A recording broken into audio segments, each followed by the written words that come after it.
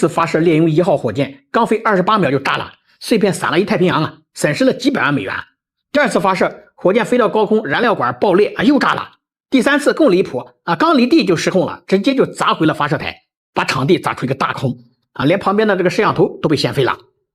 那个时候，这美国航天局是怎么做的啊？没有说不安全赶紧停啊，那反而是给马斯克一个商业补给合同啊，说你接着试，炸了我们帮你分析原因，需要技术数据啊，随时找我们。那甚至有工程师私下跑去 SpaceX 的厂房啊，手把手教他们改进燃料系统。就这样，这 SpaceX 炸了5次火箭，才终于实现了火箭回收技术啊！你现在这发射成本比传统航空企业要低90%，这美国航天局都得求着马斯克送宇航员去上太空啊！这有人说美国和中国的国情不一样，可创新的规律是相通的，没有哪个伟大的发明是一次性就成功了。爱迪生发明电灯试了1600